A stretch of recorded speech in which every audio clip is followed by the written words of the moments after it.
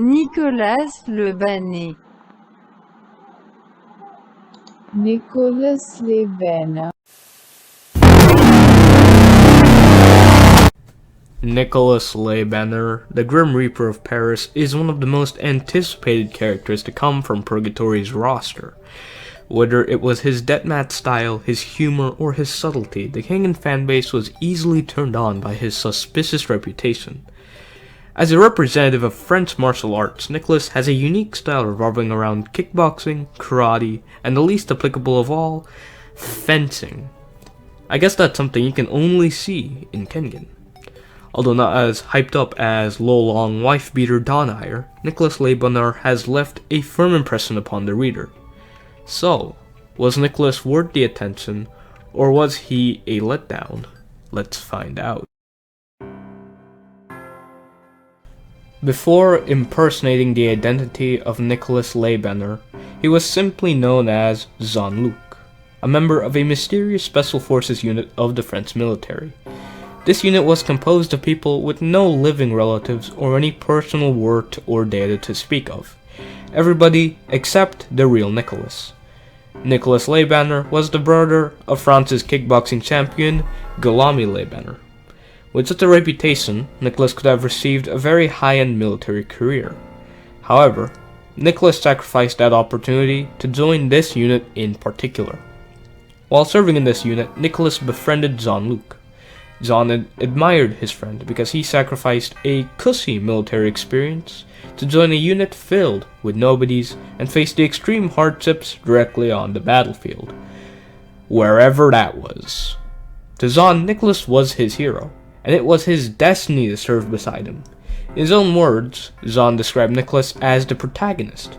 However, shit went awry when Nicolas le Banner showed off his true colors, massacring the entire unit, save for Jean-Luc, and killing a large group of civilians.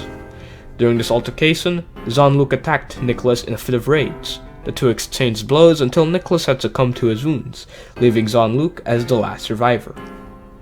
After all was said and done, Jean-Luc couldn't believe that he had just killed the protagonist. Since he was the last one standing, Jean-Luc came to the conclusion that Nicolas le Banner was him all along. Within the main story of Kengen Omega, the new Nicolas le Banner was one of the first few A-list gladiators that we see alongside Yumigahama. Nicolas passively watched Yumigahama's antics until having the pleasure of viewing Ryuki's bloodlust. Nicolas le Banner was later present during the events of the Kengen vs Purgatory tournament. During the 5th round, Naidon Monkbot sustained a fatal blow from Ryuki. Moments from dying, Naidon confided in his friend Liu Dongqing that Nicolas be acting kinda sus. After Naidon's death, Nicolas arrived on the scene to prevent Liu Dongqing's subsequent rampage. Surprisingly, Nicolas is the one that takes charge of the situation, acting as a kind of diplomat between Purgatory and the Kengen Association. Nicolas would later fight in the 9th round of the tournament against Akuya Seisu. This fight was expected to be one of the most brutal fights in Kengen Omega, but that title still goes to Ryan's swift slaughter of Alan Wu. Nonetheless, it was a refreshing departure from the emphasis of rules in round 8. Although not the best, it would have been if Donaire didn't interrupt. Now, onto strengths and weaknesses. Nicolas's main attribute is his ability to paralyze his opponents.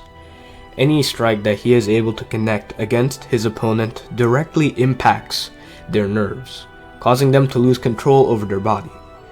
This ability can cause a whole range of effects such as blindness, impaired breathing, and a general loss of function in regions of the body like the limbs, head, and organs like the diaphragm and the lungs.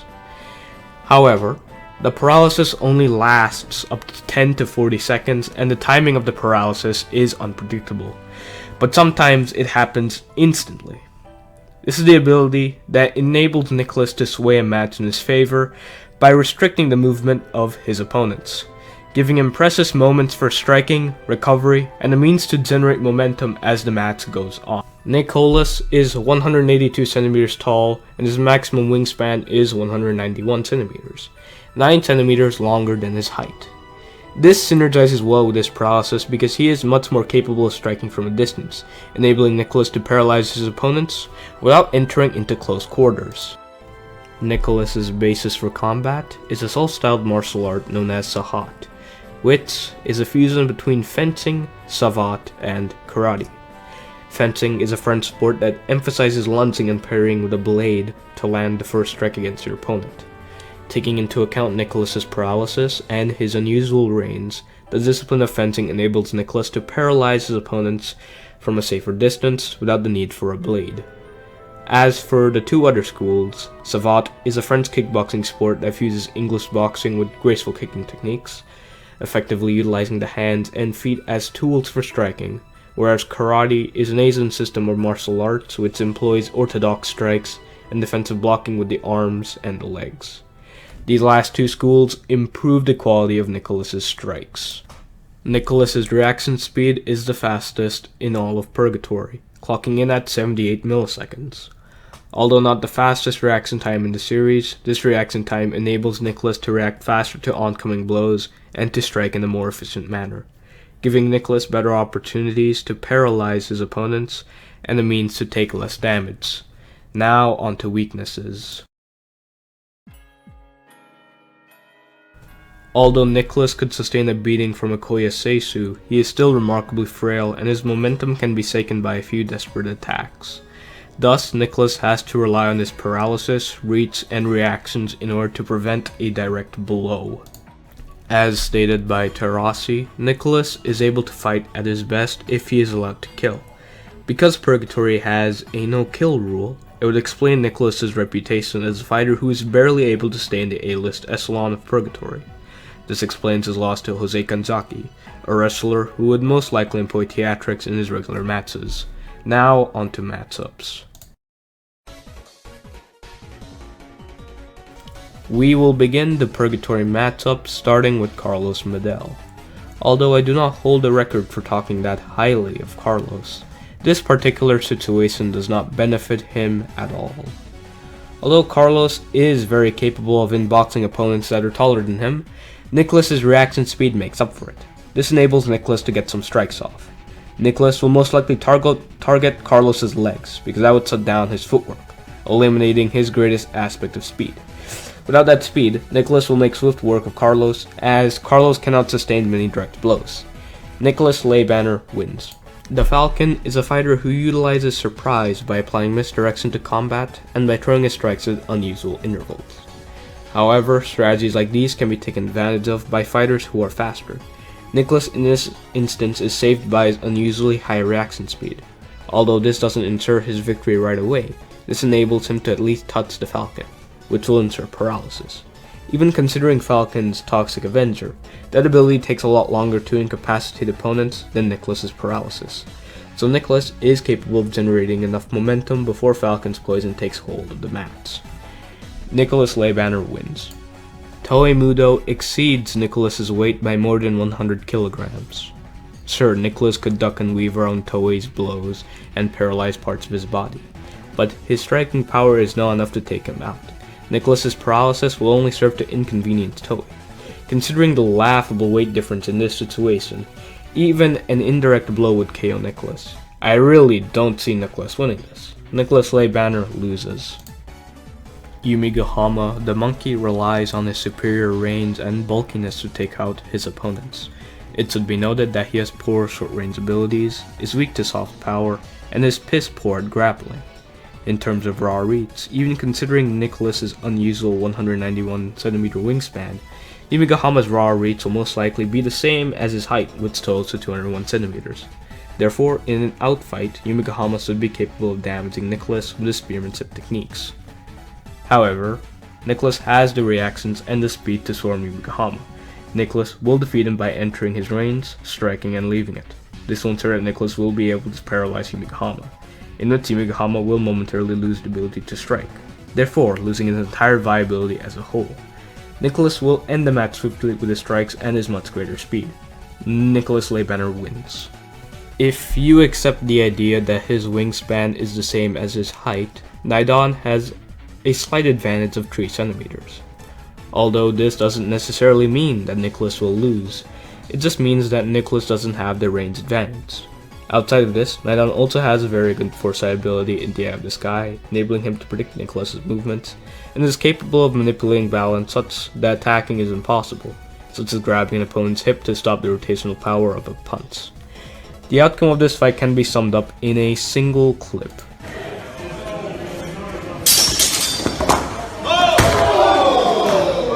Luthien has the Formless style, which emphasizes unpredictability and flexibility above all else. It should be noted that Luthien's reaction speed is slower than Nicholas's. Although Nicholas will be able to strike Luthien, he is flexible enough to recover from most likely any paralysis and will take Nicholas down with his unpredictable strike pattern. Nicholas Leybanner loses. This is most likely a very questionable conclusion. I do not see Nicholas winning. Between Guhon or the Wu clan's projected durability, Nicholas will be blitzed by Alan Wu long before he can generate any momentum. Considering that Nicholas isn't that durable of a fighter, I really don't believe that he can do anything against this class of superhumans, namely those belonging to the Wu or Kuri clans. Nicholas Leybanner loses. This fight can also be summed up in a single clip. Time for the Kengen matches. Considering Nicholas's attributes, he will be facing opponents who made it into the third and second rounds of the Kengen Annihilation Tournament. But first, a few honorable mentions. Hanafusa Hajime would be able to dispatch him. I say this with every character. Okubo's entire strategy to combat is effectively nullified by Nicholas's paralysis. Inaba Ryo could take him easily, as he doesn't need to get close to him at all. He can just toss him around with his hair until he collapses. Now for the Kengen Association. Cosmo should most likely have the advantage with his foresight. However, the zone will not be a reliable option thanks to Nicholas's better reaction speed, and Cosmo's emphasis on submission holds ensures that he'll get struck. Because Cosmo's domain is in extreme close quarters and usually situated to the ground, Cosmo will be forced to weather blows before being able to pull his opponent to the ground. This ensures that Nicholas can paralyze Cosmo. This will give Nicholas precious moments to strike and spread his paralysis, continuing to gain momentum against his foe. Nicholas Leybanner wins. The Nico style is probably the only school of martial arts that will not be influenced too heavily by Nicholas's paralysis. The strongest techniques in the Nico style are best utilized in dire situations where the user's limbs are broken, their stamina is exhausted, or when their opponent is physically stronger than them. Therefore, even if paralyzed, Oma will have the tools to take out Nicholas. Although Demon's Bane and the Advance will not be necessary, I'm thinking of techniques from the Water Kata and Redirection Kata. The Redirection Kata will prevent Nicholas from landing when he strikes, preventing his paralysis from taking shape. In the case that it does, the Water Kata comes with submission holds that can be utilized with broken bones, especially the Water Mirror, which was used to defeat Aimea Cosmo. Nicholas will be projected to lose because Oma has the right arsenal to defeat him. Nicholas Leybanner loses. You guys must understand how much I like Muteba, but sadly to say, I think Nicholas has this one in the bag. Although Muteba's range is 8 cm longer, Nicholas will be able to evade any fake outs between the Heart's Ebony Eye poke with his superior reactions. Alongside this, Nicholas's paralysis will completely shut down Muteba's one-shot techniques, because it will prevent his arms from functioning as necessary. Nicholas will be able to hit Muteba because he is a wide boy and will have the superior speed in this instance. Therefore, it makes sense that Muteba will lose. Nicholas Leybanner wins. Wakatsuki is a boss. Although Nicholas's paralysis would cause Wakatsuki to stop in his tracks, there's more than a 100 kg difference in weight between the two. Even with his superior reflexes, Wakatsuki has the range advantage by 2 cm, and his full contact karate is extremely potent. Potent enough to run through indestructible. All it will take is a single blow and Nicholas is a goner. Nicholas Leybanner loses. Although Nicholas has very good reaction time, that doesn't completely invalidate Mikazuchi's speed. The best Nicholas can probably do is to dodge out of the way, but by no means will he be able to land a single blow against someone moving so fast. In order to really do so, you not only need good reactions, but insane foresight as well, as exemplified by Kuroki Gensai. Because of this, Nicholas is basically a sitting duck who is unable to sustain many blows. Therefore, Nicholas Leybanner loses. Nicholas doesn't stand much of a chance. Although Nicholas is the faster of the two, Kuroki Gensai is capable of taking almost negligible damage against Mikazuchi Ray, who is far faster than Nicholas. This is due to Kuroki's motionless foresight, which is the most perfect combination between reflexes and prediction. With this ability, Kuroki can easily parry Nicholas's blows and strike back with his far superior blows. There is no future with Nicholas winning. Nicholas Leybanner loses. Same with this guy. Even though Nicholas boasts super fast reflexes, Hatsumi-sen can dodge his strikes entirely without much difficulty. Since Nicholas needs to generate momentum, he'll be forced on the aggressive. This is what Hatsumi likes to see. Therefore, Hatsumi will either bring the match to a close by locking his limbs and delivering the triple strike combination, tossing him, or even ending the match straight away with the star drop. Against opponents that have high evasion, Nicholas will suffer a lot. Nicholas Leybanner loses. It would be a shame if Agito lost, but we know that's BS. With Formless, although Agito will still get struck by Nicholas due to the difference in reaction speed, Agito is still flexible enough with his unpredictable movements and arsenal to outmaneuver Nicholas, even if he is paralyzed. So I see this strategy working well. With martial arts, Agito can easily outwit Nicholas's reaction speed with his pre-initiative and his far quicker reaction speed compared to the Formless. Since really any of his blows have the power to KO opponents, Nicholas is just outclassed. Nicholas Leybanner loses. Now for the second round. Although this fight has already occurred, it was declared a no contest. However, Nicholas dominated Ikoya for most of the match, and his momentum was undone because he got far too comfortable and allowed Ikoya to bite him. Even though this is the case, Nicholas performed far better than Ikoya, and his paralysis completely demolished Ikoya's defensive strategy. Just based on general attributes alone, Nicholas is the one that is predicted to win, if you do not consider characterization. The only reason that Ikoya got so close was because it was written that way to begin with. So for those who complain about the tournament, your author has clearly got your back. Nicholas Leybanner wins. Kuri Rayan is far faster than Nicholas because he can react to Mikazuchi's speed, going so far as to call it slower than a fly.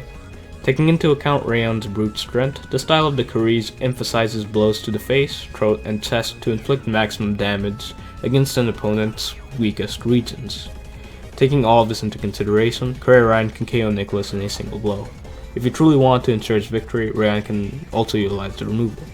Nicholas Leybanner loses. Same idea with Toei Mudo.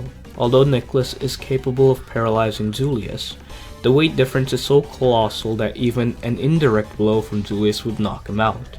Seeing this sort of match would be pretty funny. Nicholas Leybanner loses. Bruh. This guy is capable of taking out all of my favorite characters. For real though, Sekibayashi's entire strategy relies on taking as many blows as possible, and Nicholas loves that. Nicholas will easily take control over the fight by paralyzing Sekibayashi, ensuring that he generates momentum and therefore an easy dub. I have no idea how he lost to Jose. Nicholas Leybanner wins. You might envision this fight ending up like the one before, however, it most certainly will not. Although Nicholas can easily ramp up momentum against a kamikaze opponent like Sa Pang, the only way that Nicholas can really damage him is by striking in close quarters when his opponent is paralyzed. However, it is easier for a durable opponent to get Nicholas in a clinch as seen in his fight against Ikoya. Although Sa Pang will not bite, he will fire off his Hammer of Burma, a very potent headbutt which operates as Sa Pang's signature. After taking this strike, I doubt Nicholas could survive. Nicholas Leybanner loses. Great, a fight between two insane people. Although Nicholas may not have the foresight to counter Setsuna's blink, he can react fast enough to prevent the Rakshasa Palm from landing. Thanks to his enhanced reaction speed, Nicholas will most likely be able to paralyze Setsuna. However, Setsuna has access to Nico-style techniques and will be capable of preventing Nicholas's momentum from taking charge of the match. In particular, Fallen Demon's slow motion perception helps Setsuna catch faster opponents. This will work well against Nicholas, enabling Setsuna to land his Rakshasa Palm, effectively neutralizing his opponent. Nicholas Leybanner loses. Compared to Nicholas's reads, it doesn't even compare in the slightest to Bando Yohei. Bando is so flexible he can stretch his limbs to an extreme length and fold his body around blows. Although Nicholas will most likely be able to dodge Bando's arm whips with his reaction speed, Nicholas cannot strike Bando. Bando's only weakness is joint locks. Since this specific move isn't a part of Nicholas's arsenal, he will be unable to take out Bando Yohei.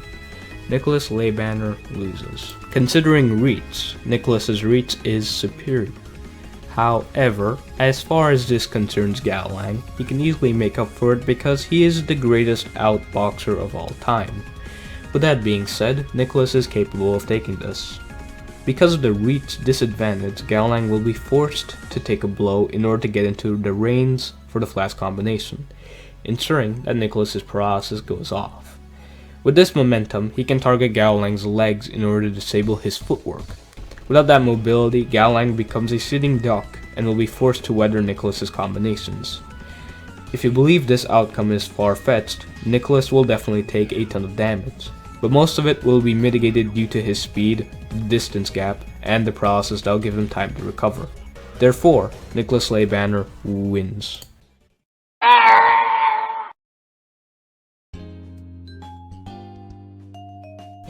Nicholas Leybanner is a very unique character. His style of combat, build, and his paralysis all synergize incredibly well with one another. Just on a purely strategic standpoint, he is one of the most interesting combatants to come out from Team Purgatory. Not only is he super effective against defense-orientated fighters, but he can also get the drop on more tactical combatants who utilize surprise. However, Nicholas can still improve starting with his personality. Although there is no problem with his intention to kill, the real problem is that he becomes far too relaxed when his opponents are paralyzed, thus giving his opponent an opportunity to strike back. This is a massive issue considering Nicholas's frailty and his momentum that cannot be lost at all costs. Besides this weakness, there's nothing inherently wrong about his style of combat. His strategy is without many flaws if he is able to keep his focus. Therefore, not many changes are needed for Nicholas to become a staple of the A-list division of Purgatory. Although definitely not the strongest, fastest, or even the smartest in the verse, he is definitely worth more attention. Hi, it's the cyborg whale named after Italian seas and a dessert item. Thank you for watching. A discussion about Purgatory's resident twink should be very fun. However, it would be a mistake to talk about him without going at length about Nidon Monkbot. Stay tuned for both of those videos. If you're interested, consider subscribing and hit the notification bell so that you do not miss any of my future videos. Until then, have a wonderful day.